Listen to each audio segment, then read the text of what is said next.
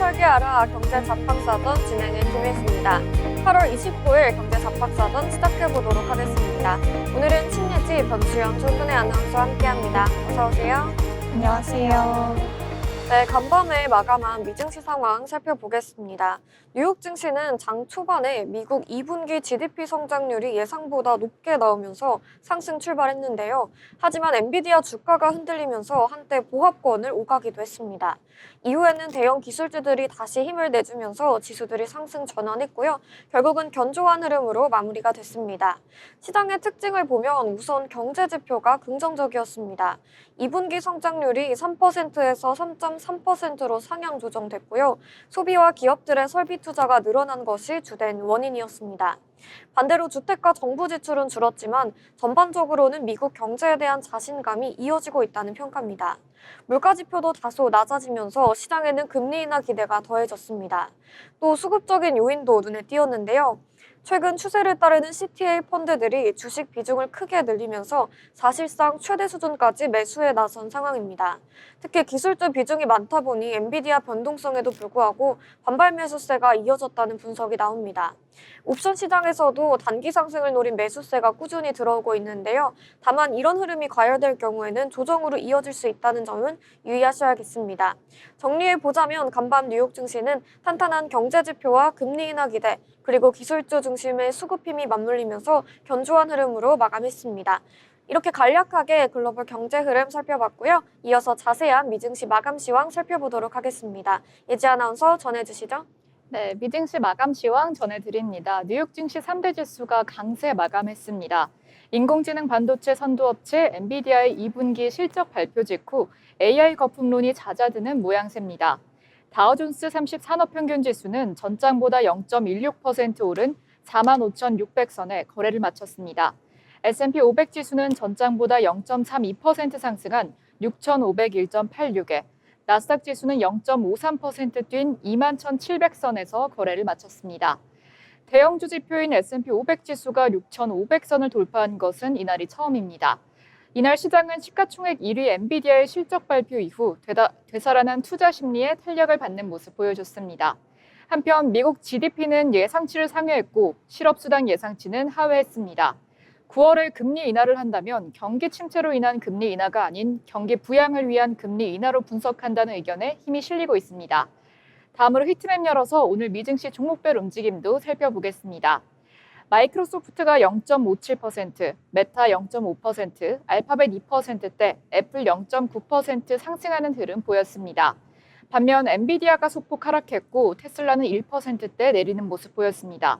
전날 엔비디아 실적이 시장 예상을 넘은 데 더해서 이날은 스노우플레이크 등 기타 인공지능 관련주가 호실적을 발표하면서 기술주 투심이 전반적으로 반등하는 모습 보였습니다.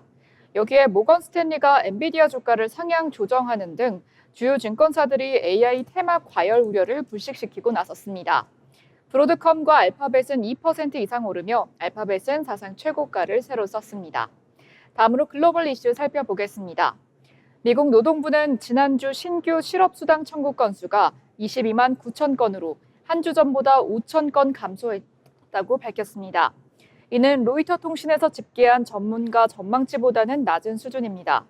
전주 수치는 23만 5천 건에서 23만 4천 건으로 하향 조정됐습니다. 트럼프 대통령이 보호 무역 정책 여파로 노동시장이 채용도, 해고도 없는 상태에 머무르고 있다는 분석입니다. 앞서 트럼프 대통령은 이날 오전 자신의 소셜미디어 트루스 소셜을 통해 한국의 정치적 불안전성을 언급하며 서울과의 협상이 어려워질 수 있다고 밝혀 회담 자체가 무산될 가능성도 제기했습니다. 실제 트럼프 대통령은 행정명령 서면식을 1시간 넘게 이어가며 회담이 지연되기도 했습니다. 다음 소식입니다. 미국 경제가 올해 2분기 3%를 넘는 성장률을 달성했습니다. 수입 감소와 소비 회복에 이어 기업 투자까지 크게 늘어나며 당초 예상보다 강력한 경기 확장세를 나타냈습니다. 28일 현지 시간 미국 상무부 산하 경제 분석국에 따르면 2분기 실질 국내 총생산 잠정치는 전기 대비 연율 3.3% 증가한 것으로 집계됐습니다. 네이버 피데릿 크레딧 유니온의 헤더 롱 수석 이코노미스트는 미국인들이 관세와 불확실성에도 지출을 지속하면서 소비가 이전 예상보다 높게 나온 것은 다행이지만 과거 몇 년과 비교하면 둔화된 모습이라고 말했는데요. 향후 미국 소비자들이 관세 영향을 가시적으로 체감하면서 소비와 성장률이 1.5%에 머무는 둔화세가 이어질 것이라고 내다봤습니다. 다음 소식입니다. 인공지능 반도체 선두업체 엔비디아의 2분기 실적 발표 이후 AI 거품론이 잦아드는 모양새입니다. 엔비디아는 전날 장 마감 후 2026년 회계연도 2분기 매출이 지난해 같은 기간보다 56% 늘어난 467억 4천만 달러를 기록했다고 발표했습니다. 전날 시장 반응은 예상치를 웃돌긴 했지만 상승폭이 그리 크지 않고 향후 매출 전망이 다소 미흡하다는 데 무게가 실렸지만 이날 들어서 실적 기대감이 다시 힘을 받은 겁니다. 엔비디아의 올해 연간 매출 전망이 중국에 대한 H20칩 판매를 가정하지 않은 만큼 미중 합의로 중국 수출이 가능해지면 3분기 매출이 전망치보다 더 커질 수 있다는 기대가 반영된 것으로 보입니다. 다음 소식입니다. 도널드 트럼프 미국 행정부의 인텔 지분 취득은 인텔의 파운드리 매각을 억제하는 방식으로 구조화됐다고 전문가가 밝혔습니다. 앞서 트럼프 행정부는 인텔의 신규 보통주 4억 3,333만 주를 주당 20.47달러에 매입해 지분 9.9%를 보유하기로 합의했습니다. 파이낸셜 타임즈에 따르면 28일 열린 도이치뱅크 주최 컨퍼런스에서 진스너 CFO는 워런트는 우리가 어떤 방향으로 가지 못하도록 하는 약간의 마찰로 볼 수 있다고 말했는데요. 그 방향은 우리가 가지 않기를 정부가 궁극적으로 선호할 방향이라고 생각한다고 말했습니다. 워런트는 트럼프 행정부가 인텔의 파운드리 분리 매각을 억제하기 위한 조건이라는 취지로 해석됩니다. 인텔 입장에선 경영난을 타개하기 위해 파운드리 분리 매각 카드를 쓸 수 없게 된다는 점에서 마찰로 표현한 것으로 읽힙니다. 네, 그럼 이어서 M7 종목별 이슈 살펴보겠습니다. 먼저 엔비디아 소식입니다. 엔비디아가 미국 행정부와 최신 인공지능 칩 블랙웰의 중국 판매 이슈를 논의하고 있다고 밝혔습니다.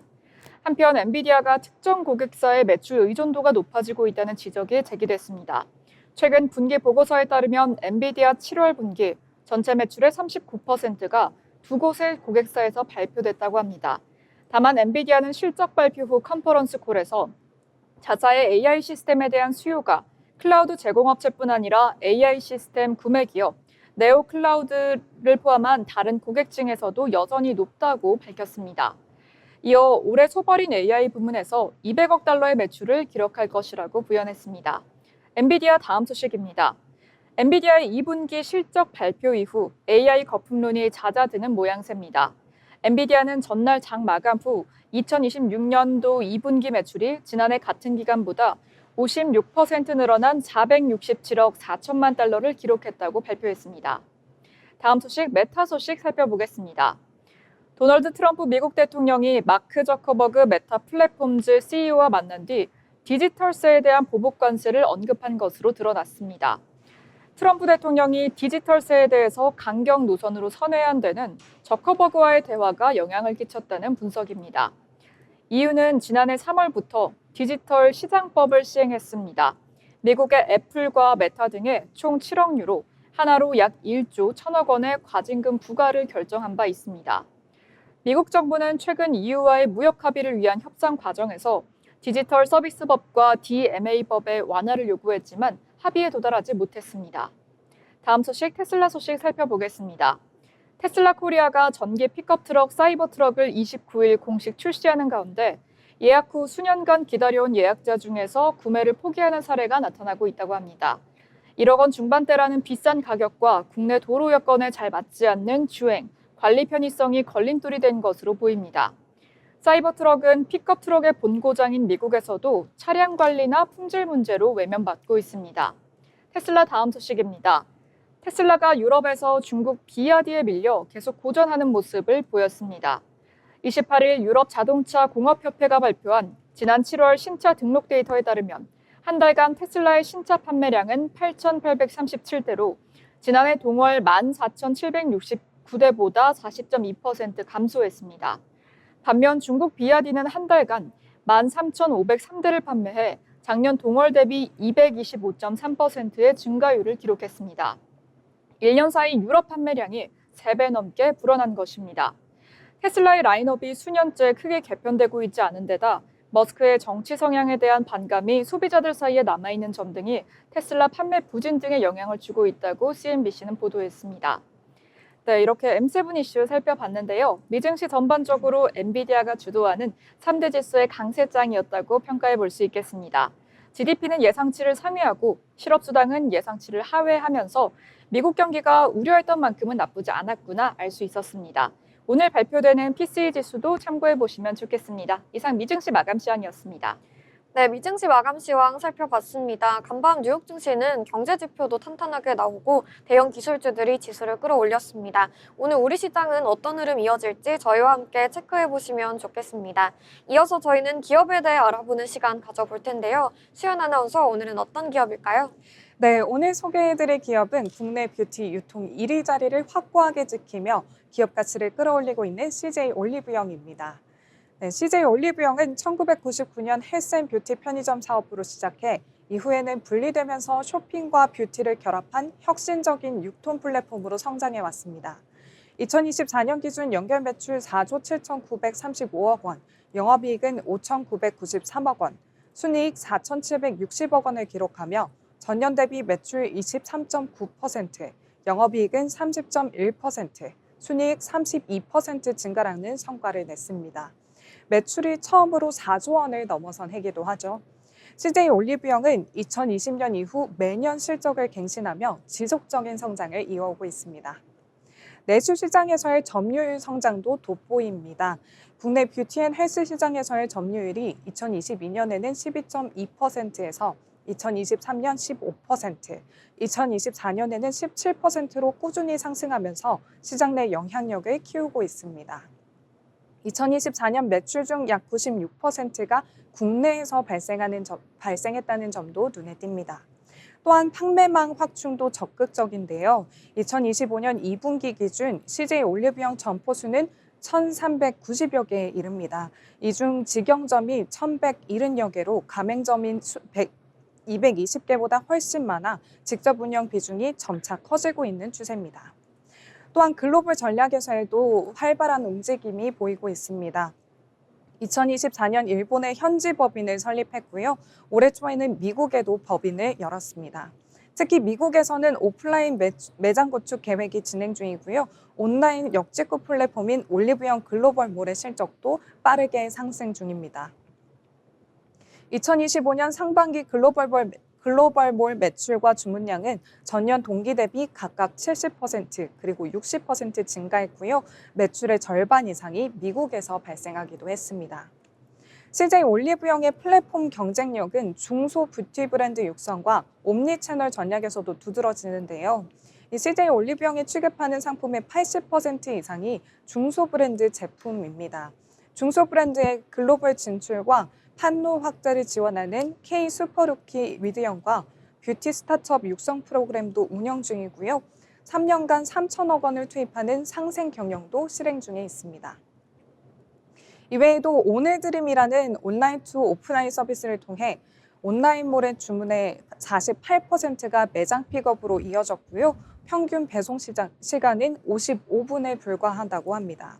이를 위해 전국에 17개의 도심 물류거점을 운영 중에 있고요. 비수도권에도 물류 허브를 확장하고 있습니다. 최근에는 럭스에디트라는 프리미엄 뷰티 전문가를 재정비해 설화수, 에스티로더, 그리고 랑콤을 포함한 다양한 프리미엄 브랜드를 입점시키며 MZ세대 공략도 강화하고 있습니다. 최근 CJ 올리브영의 지배구조 면에서도 변화가 감지되고 있습니다. 2대 주주였던 글렌우드 PE가 지분 일부를 매각하면서 기업 공개 가능성이 거론되고 있는데요. 전문가들은 향후 상장 재추진 가능성을 완전히 배제할 수 없다고 보고 있기도 합니다. 정리하자면 CJ 올리브영은 확고한 내수 기반, 옴니채널 플랫폼 전략, 그리고 글로벌 확장 전략을 바탕으로 뷰티 유통 시장을 선도하고 있고요. 프리미엄 브랜드 전략과 중소 브랜드 육성까지 다방면에서 경쟁력을 확보하고 있습니다. 앞으로 기업 공개나 글로벌 네트워크 확대가 어떻게 실현될지 기대되는 기업입니다. 네, 제가 준비한 기업 사전 여기까지입니다. 다음에도 더욱더 유익한 기업 정보로 찾아뵙겠습니다. 네, 기업 사전 살펴봤습니다. 올리브영에 대해 알아봤는데요. 이어서 오늘 신문에 나온 이슈들도 살펴보겠습니다. 예지 아나운서, 어떤 뉴스 준비했을까요? 네, 오늘장 경제 이슈를 전달해드리는 뉴스 브리핑 시간입니다. 먼저 산업활동 동향 관련 기사입니다. 7월 산업 생산과 소비 투자가 모두 증가하면서 지난 2개월 이후 5개월 만에 트리플 증가를 기록했습니다. 특히 지난달 본격 지급된 민생 회복 소비 쿠폰과 소비 심리 회복 등 영향으로 소비는 2년 5개월 만에 최대폭 늘어난 것으로 파악됐습니다. 29일 통계청이 발표한 7월 산업활동 동향에 따르면 지난달 전 산업 생산 지수는 114.4로 전달보다 0.3% 증가했습니다. 소비 지표는 호조세를 나타냈습니다.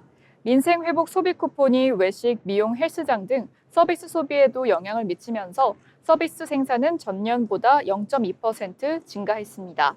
상품 소비를 뜻하는 소매 판매도 전달보다 2.5% 늘었습니다. 이는 2023년 2월 이후 29개월 만에 최대폭 증가라고 합니다. 이두원 통계청 경제동향 통계심의관은 2차 추경에 포함된 소비 쿠폰 지급, 으뜸 효율 가전 환급 등 통신기기 신제품 출시 등의 영향으로 내구재가 많이 증가했다며 비내구재, 준내구재 모두 관련 품목 소비가 증가했다고 설명했습니다. 정부는 어렵게 살린 내수 회복 모멘텀이 확산할 수 있도록 추경 사업을 신속히 집행하고 지방 중심 소비 건설 활성화, 추석 연휴 아펙 정상회의 계기 내수 활성화를 적극 추진한다는 방침입니다. 다음 소식 삼성전자 관련 뉴스입니다. 삼성전자가 반도체 환율 정책 변수로 투자 심리가 위축되었지만 다시 투자금이 몰리고 있습니다. 차세대 고대역폭 메모리 HBM4 개발이 순조롭고 이르면 오늘 4분기부터 초기 생산에 진입할 것이란 관측이 증권가에서 힘을 얻으면서부터입니다.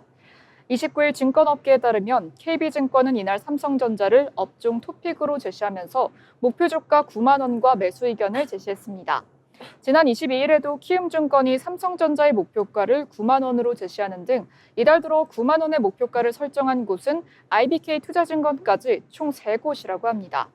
KB증권 김동원 연구원은 삼성전자의 1나노미터 D램 기반 HBM4 초기 개발 과정과 성능이 양호하다며 최근 내부 양산 승인을 통과했고 4분기부터 HBM4 초기 생산 단계에 들어갈 것이라고 밝혔습니다. 엔비디아는 HBM4 공급사에 더 큰 폭의 전력 소모 절감과 속도 향상을 요구하고 있는 상황입니다. 삼성전자가 1나노미터 기반 수율을 안정화할 경우에 공급 확대의 수혜를 볼 것이라는 분석입니다. 다음 소식 은행 연체율 관련 기사입니다. 국내은행 원화대출 연체율이 전월보다 하락했습니다. 신규 연체가 줄고 연체 채권 정리가 확대된 영향입니다. 28일 금융감독원에 따르면 6월 말 국내은행 원화대출 연체율은 0.52%로 전월 말보다 0.12%포인트 낮아졌습니다.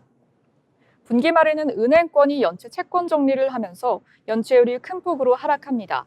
다만 이달에는 신규 연체율도 0.11%로 한 달 전인 0.14%보다 낮아졌습니다.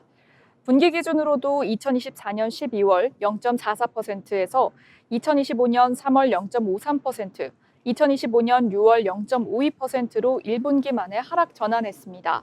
금감원 관계자는 분기 말 연체 채권 정리 효과로 연체율이 떨어진 측면이 크다며 연체율이 높은 은행을 중심으로 자산 건전성 관리와 연체, 부실 채권 정리를 지도하겠다고 밝혔습니다. 다음 소식 주택 공급 물량 관련 기사입니다. 지난 7년간 서울에서 새로 증가하는 가구 수 대비 신규 주택 공급 물량이 더 적은 것으로 나타났습니다. 29일 부동산 R114가 매년 통계청이 발표하는 주택 보급률 데이터를 분석한 결과 서울 지역에서의 가구 증가 속도가 7년 연속 주택 증가 속도를 뛰어넘었습니다. 최근 3년 연평균 서울 가구 수 증가량은 5만 3천 가구 수준으로 확인이 되지만 서울 주택 수 증가량은 3만 3천 가구 정도에 그친 겁니다. 연간 2만 가구의 초과 수요가 발생한 겁니다. 다만 전국적으로 보면 지난 2023년 가구 수는 약 30만 가구 증가했지만 주택 수는 약 39만 가구 늘어나 지방 등 일부 지역에서는 초과 공급 이슈도 있습니다. 서울의 가구 수 증가폭이 큰 데에는 1, 2인 가구가 늘어난 영향으로 풀이됩니다. 윤지의 부동산 R114 리서치랩장은 정부가 조만간 공급 대책을 발표할 것으로 예상되는 가운데 되도록 주택 총량이 부족한 서울과 수도권 위주로 맞춤형 공급 확대 정책이 나와야 한다고 지적했습니다. 이상 뉴스 브리핑 전해드렸습니다. 네, 뉴스 브리핑 전해주셨습니다. 저희와 함께 이슈 하나하나 체크해 보시면서 투자에 참고해 보시면 좋겠습니다. 아울러 본 방송에서 제공하는 정보는 투자 판단에 대한 조언일 뿐 해당 종목의 가치, 상승 또는 하락을 보장하지 않습니다.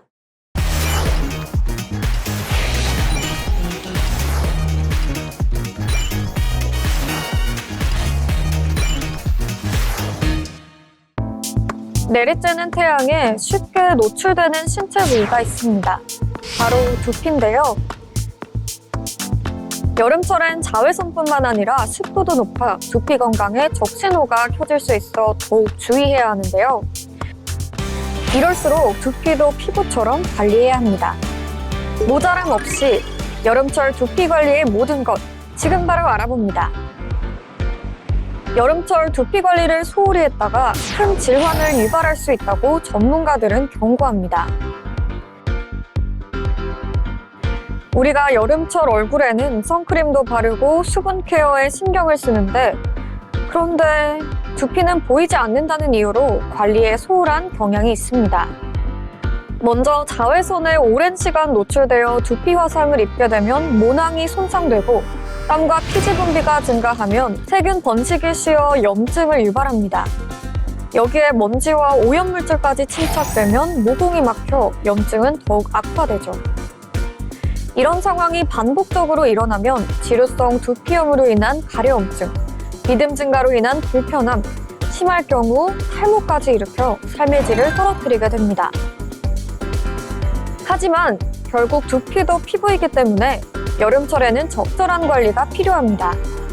관리를 하지 않으면 가장 중요한 두피의 밸런스가 깨짐으로써 두피 자체의 건강뿐 아니라 두피라는 토양에서 자라는 모발 성장에도 악영향을 줄 수 있습니다.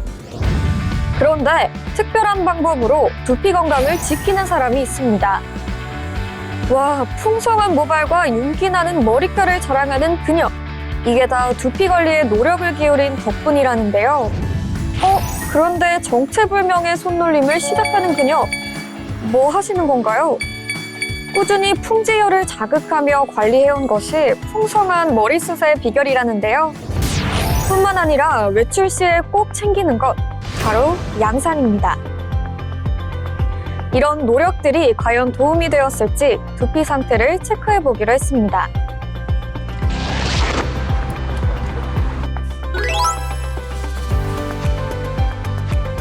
이렇게 두피 건강을 지켜올 수 있었던 진짜 비결은 따로 있다는데요. 그 비밀을 바로 식단에서 엿볼 수 있습니다. 매일 두피 건강을 위해 비타민C가 풍부한 식단을 차려 먹는다는데요. 어떻게 도움될까요? 비타민C의 역할 중에 비타민C가 있어야지 콜라겐이 튼튼하게 잘 형성이 돼요. 두피 같은 경우는 머리가 이렇게 자라는데 그 머리를 실질적으로 비타민C가 머릿속에 공급이 된다 그러면 이 탈모 같은 거는 거의 멈추거든요. 그 탈모 예방 효과 가장 큰 거는 머리를 합성된 콜라겐들이 그 탄력이 좋아서 잘 잡아준다. 정확하게 그 학명으로 얘기하면 에틸 아스코르빅 애시드라고 그럽니다. 비타민C는 기름에는 잘 안 녹아요. 실질적으로 비타민C를 발라도 그 피부를 뚫고 들어가는 그 양이 굉장히 미미해요. 물에도 녹고 기름에도 녹고 그래서 피부를 짙게 뚫고 들어갑니다. 비타민C를 피부에 넣을 수 있는 유일한 물질이 EVC입니다. 두피 건강을 위해 무엇보다 신경 쓰는 것, 바로 머리 감기인데요. 그녀에겐 뭔가 특별한 방법이 있어 보입니다. 이브 씨 말씀드린 것처럼 비타민C가 갖는 효능을 피부에서 피부 안까지 침투할 수 있게 해준 게 이브씨입니다. 썼을 때 모공 축소가 됩니다. 그리고 머리카락에 인장을 강하게 하죠. 그러면 당장 생각할 수 있는 게 모공이 축소되면 머리카락이 안 빠지겠구나. 머리카락에 인장이 생기면 안 빠지겠구나 하는 생각을 하게 되잖아요. 그런 것처럼 사용하게 되면 일단 탈모에 굉장한 영향을 줍니다. 빠지지 않도록. 그 외에 뭐 두피에 생기는 각질이나 지루성이나 뭐 이런 경우에 각질이 생기는데 EVC가 두피에 생기는 그 각질도 제거해주는 그런 역할을 합니다. 거의 뭐 만능이라 볼 수 있죠. 두피 깊이 비타민C 유도체가 전달이 되면 항염 및 항산화 작용이 두피에서 이루어져 여름철 자주 발생하기 쉬운 염증과 자극을 줄이고 건강한 두피의 밸런스를 지킬 수 있습니다. 꾸준한 노력으로 탄력 있고 건강한 모발을 간직하고 싶다. 두피도 피부라고 생각하고 비타민C 이제 두피에 양보하세요.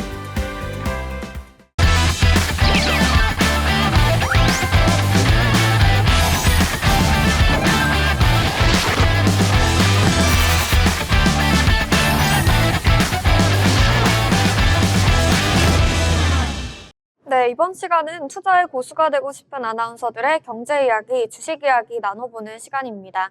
먼저 오늘 금요일 시장 국내 증시 마감 상황부터 짚어보겠습니다. 오늘 양시장 모두 하락 마감을 했는데요. 자세한 지수 분위기 코스피부터 체크해보도록 하겠습니다. 상승 출발했던 코스피가 외국인의 순매도세에 장중에 하락 전환을 했습니다. 이날 개장까지 지키고 있었던 3,200선을 넘어서서 3,190선도 깨지는 모습이 나타났습니다. 코스피가 미국발 훈풍에 힘입어서 장 초반에 3,200선을 회복하는 모습도 있었는데요. 하지만 하락 전환을 하면서 0.32% 내린 3,186선에서 거래를 마쳤습니다. 수급 상황도 체크해 보겠습니다. 외국인이 4거래일째 매도에 나서면서 지수를 끌어내리고 있는데요. 외국인이 3,660억 원 순매도를 했습니다. 반면에 개인과 기관이 물량을 담았는데요. 개인이 2,297억 원, 기관이 625억 원 매수해줬지만 지수 상승을 이끌진 못했습니다. 이어서 코스피의 흐름도, 코스닥의 흐름도 살펴보겠습니다. 코스닥도 800선에서 계속해서 밀리면서 관망세가 짙은 모습이 장중 나타났는데요. 장중에 외국인이 또 매도에 나서면서 하락 전환 후에 낙폭을 키우는 모습이었습니다. 0.19% 빠지면서 796포인트에 거래를 마쳤습니다. 수급도 체크해 보겠습니다. 외국인이 499억 원, 500억 원 가까이 매도하는 모습이 나타났고요. 개인과 기관이 각각 237억 원, 기관이 405억 원 담아내줬지만 지수의 상승 이끌지는 못했습니다. 이어서 시가총액 상위 종목들의 흐름들도 살펴보겠습니다. 먼저 코스피 시장 살펴보겠습니다. 어제 엔비디아의 실적 발표 이후에 SK하이닉스가 급등을 했었고요. 삼성전자는 약세 흐름 보였었는데요. 오늘은 삼성전자 그래도 소폭 상승해주는 모습입니다. 0.14% 오르면서 69,700원에 종가 형성했습니다. SK하이닉스는 어제 급등했지만 오늘은 소폭 상승해주면서 0.19% 오르면서 26만 9천원에 종가 형성해줬습니다. 오늘 시장에서는 방산주들이 조금 혼조세 보였는데요. HD 현대중공업은 3.38% 강하게 빨간불 켜줬습니다. 52만 원에 종가 형성했고요. 반면에 한화에어로스페이스 오늘은 쉬어가는 흐름이 나타났습니다. 2.64% 내리면서 88만 4천 원에 종가 형성했습니다. 오늘 자동차주도 혼조세 나타났는데요. 현대차는 0.9% 빠지면서 22만 원에 거래를 마쳤고요. 기아차는 반면에 소폭 상승해줬습니다. 이어서 코스닥의 흐름도 살펴보겠습니다. 네, 오늘 코스닥 시장에서는 알테오젠을 제외한 모든 종목이 하락하는 모습인데요. 알테오젠은 오늘 급등했죠. 4.9%, 5% 가까이 상승폭 보여주면서 43만 8,500원에 거래를 마쳤습니다. 오늘 2차 전지주도 크게 빠지는 모습인데요. 에코프로 BM이 4.34% 낙폭을 보여주면서 12만 1,200원에 종가 형성했고요. 에코프로도 3.62% 빠졌습니다. 바이오주들도 모두 동반 약세를 보이는 모습이고요. 리가켄바이오는 소폭 하락했고요. 레인보우 로보틱스도 1%대 낙폭을 보여줬습니다. 오늘 밤에는 미국 연준의 금리 결정의 중요한 지표죠. 개인 소비 지출 PCE 물가가 발표될 예정인데요. 계속해서 물가 지표를 시장에 관심이 집중되고 있습니다. 오늘 끝까지 계속 지표를 확인해 보시면 좋을 것 같고요. 국내 증시 마감 상황 전달해 드렸습니다. 이어서 오늘 시장에서 특징적인 종목들 살펴볼 텐데요. 먼저 첫 번째 특징주 예지 아나운서 어떤 종목일까요? 네, 첫 번째 특징주는 바로 현대글로비스입니다. 현대차그룹 지배구조에서 중요한 역할을 하는 현대모비스와 현대글로비스 주가가 급등하고 있습니다. 그룹 지배구조 변화에 대한 투자가 기대감을 반영하는 것으로 풀이됩니다. 이에 따라 현대모비스가 4.63%, 현대글로비스가 6.10% 장초반 상승세 보였습니다. 현대차와 기아 주가는 크게 변하지 않았습니다. 현대모비스와 현대글로비스는 지난해 6월 14일에도 각각 7%대, 5%대 치솟은 바 있습니다. 이때도 현대차 그룹 지배구조 변화에 대한 관측이 예견이 됐었는데요. 자동차 부품 제조사인 현대모비스는 현대자동차의 최대 주주로 사실상 그룹 지주사로 여겨집니다. 정의선 현대차 그룹 회장이 경영권을 온전히 승계하고자 최대 주주로 지배 중인 현대글로비스를 활용해 현대모비스 지분을 안정적으로 확보하는 시나리오가 언급되기도 했습니다. 현대모비스의 일부 사업을 현대글로비스에 합병하고 글로비스 지분을 매각해 이 자금으로 현대모비스 주식을 확보하는 안입니다. 집중투표제를 의무화하는 2차 상법 개정안 통과는 현대차그룹 지배구조 개편을 앞당길 재료가 되었습니다. 유지웅 디올투자증권 연구원은 최근 보고서를 통해 현대차그룹 지배구조의 핵심은 현대모비스로 현대차의 지분 20.88%를 보유하고 있지만 집중투표제 영향으로 현대차 2사선임 시 행사할 수 있는 영향력은 점차 감소한다고 분석했습니다. 네, 이러한 흐름으로 현대글로비스의 차트 함께 보시겠습니다. 현대글로비스는 오늘 시가 17만 7천 원으로 출발해 0.51% 밀리면서 출발하는 모습 보였습니다. 고가는 장중한 때 7.48% 찍으면서 19만 1,200원을 보여줬고요.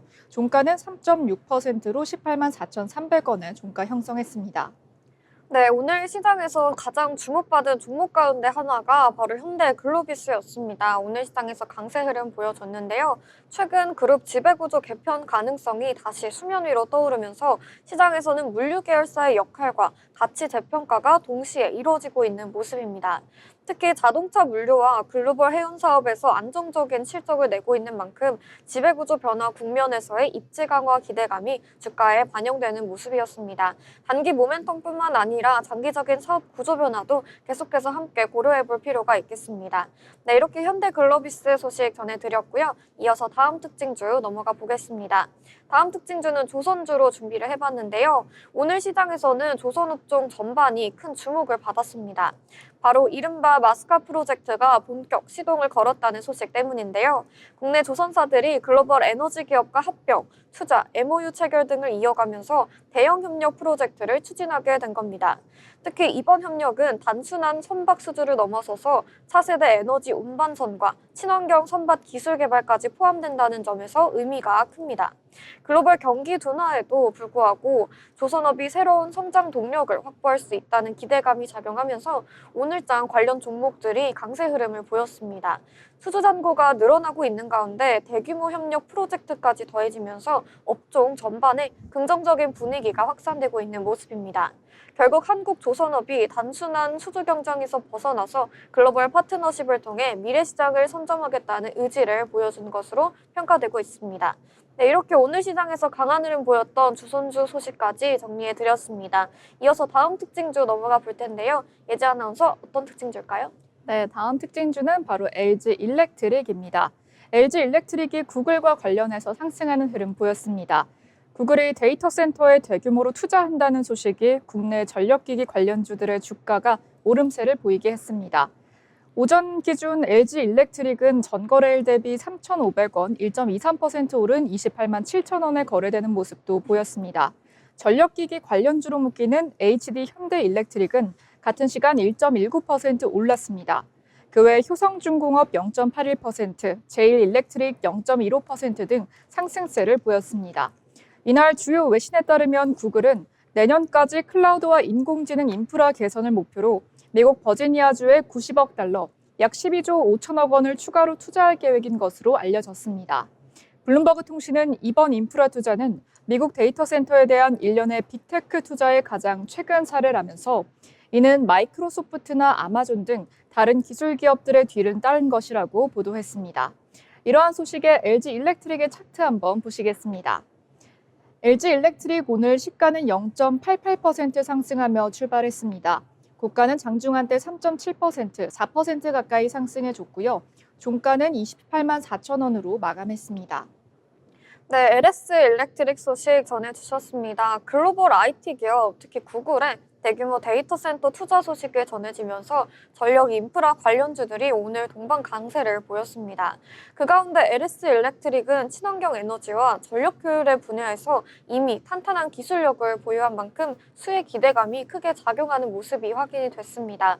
시장에서는 AI 확산과 클라우드 수요 증가에 따른 전력 인프라 투자 확대가 중장기 성장 동력으로 이어질 것이란 전망도 내놓고 있는데요. 단순한 테마성 움직임보다는 글로벌 트렌드 변화에 기반한 성장 스토리라는 점에서 눈여겨볼 만합니다. LS 일렉트릭 계속해서 주목해보시면 좋겠습니다. 이어서 다음 특징주로 넘어가 보겠습니다. 해상폭력 관련 특징주인데요. 오늘 국회에서는 해상폭력 발전과 관련해서 중요한 토론회가 열렸습니다. 최근 국내 해상폭력 사업이 빠르게 확대되는 과정에서 주민 수용성과 환경 리스크, 그리고 투자 안정성 문제가 잇따라 제기돼 왔는데요.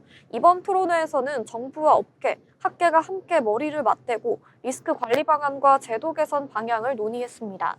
시장에서는 재생에너지 확대 정책이 중장기적으로는 분명 긍정적이지만 실제 사업 추진 과정에서 나타나는 갈등과 비용 부담이 변수로 작용하고 있다는 점을 짚고 있습니다. 따라서 이번 토론회를 계기로 제도적 기반이 마련이 된다면 관련 업종과 기업들에게는 불확실성이 줄고 성장성이 더욱 부각될 수 있을 것이라는 기대가 모아지고 있습니다. 결국 친환경 에너지 확대라는 큰 흐름 속에서 해상폭력 산업이 안정적인 투자처로 자리 잡을 수 있을지 오늘 논의가 중요한 분기점이 될 것으로 보입니다. 네, 이렇게 해상폭력 관련해서 소식 전해드렸고요. 이어서 마지막 특징주 넘어가 보도록 하겠습니다. 예지 아나운서 전해주시죠. 네, 마지막 특징주는 바로 로보티즈입니다. 로보티즈가 1,000억 원 규모의 유상 증자 소식에 장 초반 약세를 보였습니다. 로보티즈는 지난 28일 1,000억 원 규모의 유상 증자를 추진한다고 공시했습니다. 유상 증자로 조달한 자금은 시설 자금과 운영 자금으로 사용될 예정인데요. 증자 대상은 기존 주주이며 주식 1주당 0.1주를 신규 발행할 예정입니다. 대규모 유상 증자 소식에 주가는 약세를 보였지만 증권가에서는 생산 능력 확장을 위해 자금 조달이 필요하다면서도 주주 배경으로 진행하는 부분은 아쉽다는 분석이 나옵니다. 메리츠증권 연구원에 따르면 로보티즈의 높아진 시장 지위를 고려할 때 전략적 투자나 재무적 투자자를 유치하는 방식이 효율적이었을 것이라며 훼손된 투자 심리를 회복하기 위해 꾸준한 액추에이터 출하량 성장과 신제품 수출 성과를 증명해야 한다고 전했습니다. 이러한 흐름의 로보티즈의 차트 한번 보시겠습니다. 로보티즈 오늘 장 초반 약세로 출발했지만 고가는 장중한 때 10.82% 상승폭 보였습니다. 종가는 7.18% 상승분 약간 반납하며 91,100원으로 종가 형성했습니다. 네, 로보티즈 특징주 살펴봤습니다. 마지막으로 로보티즈는 오늘 다소 다른 흐름을 보였는데요. 1,000억 원 규모의 유상증자 소식을 전해지면서 투자자들의 부담이 커진 모습이었습니다. 유상증자가 단기적으로는 기존 주주의 지분 가치를 희석시킬 수 있기 때문에 주가의 부담으로 작용할 수밖에 없습니다. 다만 이번 자금 조달이 향후 연구개발 확대와 사업 확장을 위한 포석이라면 중장기적으로는 성장성을 확보하는 기회가 될 수 있겠죠. 당분간은 증자 물량 소화 과정에서 변동성이 불가피하다는 점 계속해서 염두에 두시면 좋겠습니다. 네, 이렇게 저희와 함께 특징주 여러 가지 살펴봤습니다. 체크해 보시면서 투자에 참고해 보시면 좋겠습니다. 이어서 저희는 인물에 대해 알아볼 텐데요. 수연 아나운서, 오늘은 어떤 인물 전해주실까요? 네, 오늘 제가 소개해드릴 인물은 전기차 배터리 산업의 현장형 기술 리더, 바로 김동명 LG에너지솔루션의 대표이사 사장입니다. 1962년생인 김 사장은 연세대학교 금속공학과를 졸업한 뒤 카이스트에서 재료공학 석박사 학위를 받으면서 배터리 분야에 대한 전문성을 탄탄하게 다졌습니다. 연구원 출신으로 시작한 그는 LG화학 배터리 연구소를 거쳐 전지기획과 소형전지 사업을 맡았고요.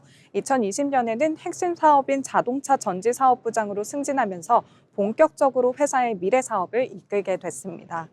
2023년 그는 불과 3년 만에 대표이사 자리에까지 올라 연구형 CEO라는 평가를 받았고요.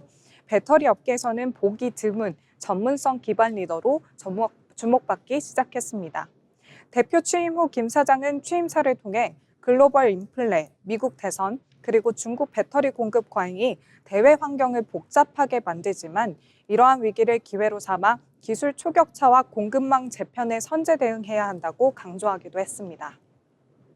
이를 위해 협회 역할 강화, R&D 지원, 그리고 정책협의체 활성화 등 다양한 정책적 과제를 제시하기도 했습니다. 현재 김 사장이 이끄는 LG에너지솔루션은 지난 4년간 매출과 수주 잔고가 2배 넘게 증가하는 괄목할 만한 성과를 이뤘습니다. 해외 생산 거점을 확대하고 북미 점유율을 크게 끌어올렸고요. 400조 원대의 수주 잔고를 확보하는 등 글로벌 경쟁력을 확고하게 다지고 있는 모습입니다. 산학과 업계 간 협업뿐만 아니라 R&D 역량도 강화하면서 글로벌 특허 7만여 건을 출원하며 기술 리더십 또한 구축했습니다. 특히 이번 2025년 정기주주총회에서는 IRA의 감세 혜택을 제외한 에비타도 10% 중반 수준까지 개선하면서 질적 성장을 이루겠다고 선언했는데요.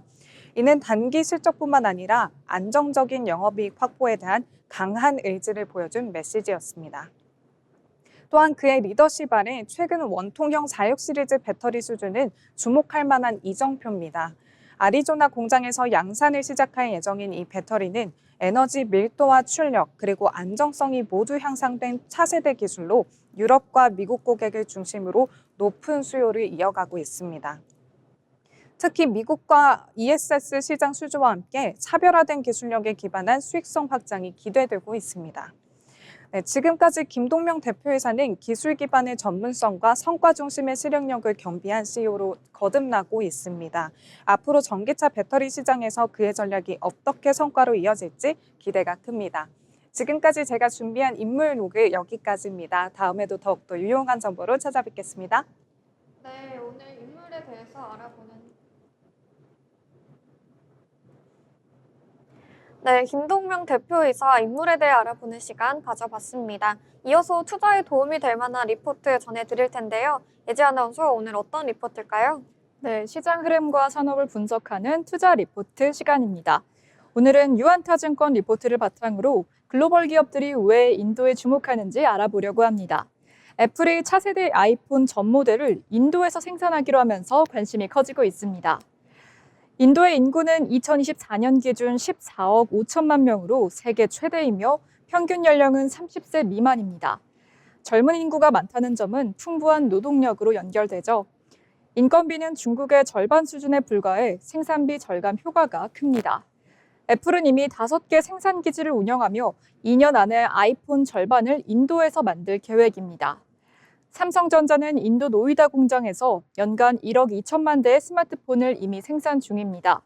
현대차와 기아차도 전기차 현지 생산을 확대하고 있고 아마존, 구글, 마이크로소프트도 데이터 센터 투자에 나서고 있습니다. 인도의 경제 성장률은 2021년 이후 연평균 8% 수준을 기록하고 있습니다. IMF는 2025년 성장률을 6.2%로 전망했으며 2027년에는 GDP 세계 3위 가능성이 제기됩니다. 여기에 프리미엄 소비 트렌드까지 확산되며 자동차, 스마트폰, 명품 시장이 동반 성장하고 있습니다. 이러한 환경은 글로벌 기업들에게 새로운 기회를 열어주고 있습니다. 이 변화는 생산 이전 차원에 머무르지 않습니다. 인건비 절감 효과와 정부의 PLI, 인센티브가 결합해 기업 입장에서는 매출과 이익률을 동시에 높일 수가 있습니다. 젊은 인구 구조와 높은 성장률이 내수 시장 확대를 뒷받침하는 겁니다. 프리미엄 소비가 늘어나면서 현지에서 고급 제품을 생산하고 바로 판매하는 선순환 모델 역시 가능해집니다. 인도는 세계의 공장에서 세계의 시장을 겸비한 국가로 자리 잡고 있습니다. 이는 과거 중국이 보여준 성장 경로와 유사하지만 더 빠른 속도로 전개될 수 있다는 분석입니다. 글로벌 기업들의 전략 변화가 집중되는 이유가 바로 여기에 있습니다. 첫 번째 추천 종목은 삼성전자입니다.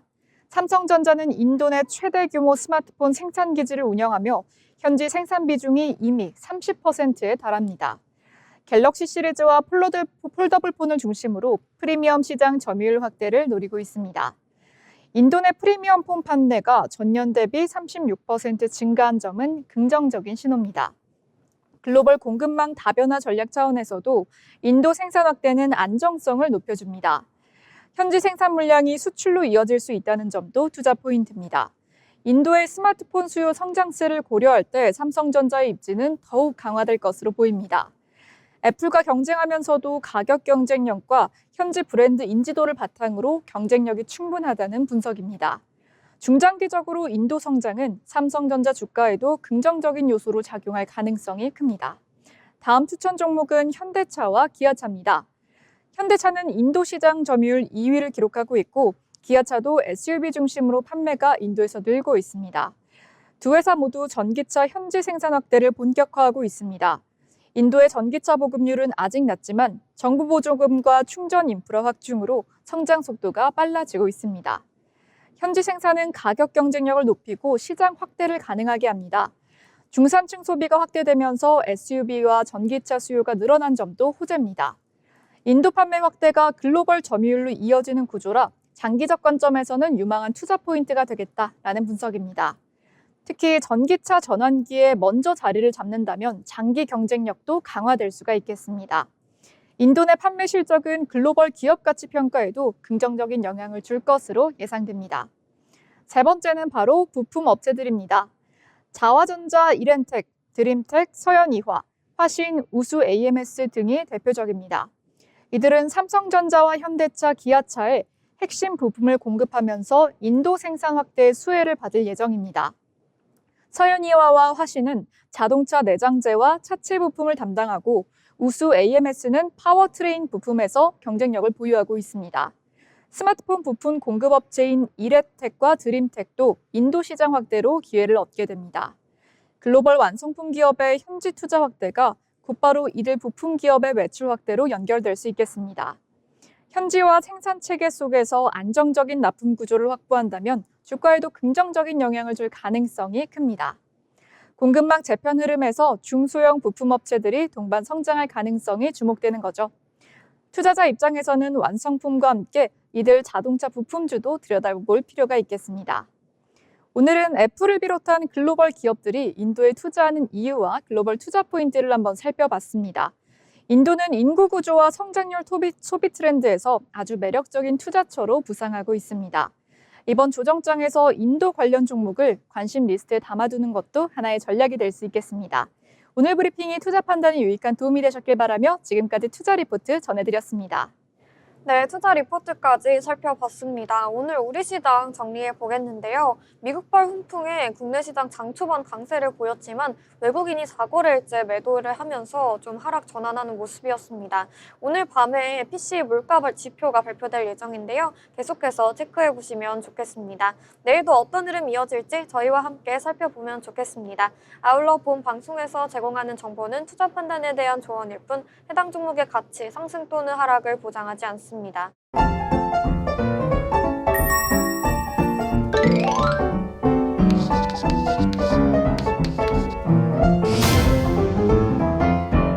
네, 오늘의 마지막 순서 오늘장 한 줄평 시간입니다. 한 분 한 분 시장에 대해 이야기 나눠보겠는데요. 먼저 예지 아나운서, 오늘 시장 어떻게 봤을까요? 네, 엔비디아가 실적이 아주 잘 나왔는데도 불구하고 오늘 M7 중에 엔비디아와 테슬라가 소폭 하락하는 흐름 보였습니다. 나머지 두 종목만 상승하면 M7 모두 상승하는 흐름이 되는데요. 이런 강세장 더 이어가자라고 정리하겠습니다. 네, 맞습니다. 오늘 미증시는 실적이 좋았는데 오늘 우리 시장은 조금 쉬어가는 모습이 나타났습니다. 이어서 수연 아나운서 이야기도 들어보겠습니다. 네, 저는 외국인들아 돌아와라고 한마디로 표현을 해보고 싶습니다. 앞서 언급하셨던 바와 같이 4거래 연속 외국인들의 매도세가 이어지면서 우리 증시에 큰 영향을 미치고 있는데요. 오늘 밤 발표될 경제지표와 더불어서 이 금리 또한 좀 영향을 미칠 것으로 보입니다. 향후 어떻게 좀 흘러갈지 한번 지켜봐야겠지만 외국인들이 다시 한번 우리 시장에 돌아왔으면 하는 마음입니다. 네, 맞습니다. 외국인이 4거래일째 물량을 던지면서 지수 하락을 이끌었는데요. 다음 주에는 외국인이 돌아와서 저희 지수가 함께 올랐으면 좋겠습니다. 오늘 금요일은 좀 쉬어간다라고 한마디로 정리해보면서 인사드리도록 하겠습니다. 저희가 준비한 방송은 여기까지입니다. 다음 주에도 더 알찬 소식으로 찾아뵙도록 하겠습니다. 시청해주신 여러분 고맙습니다.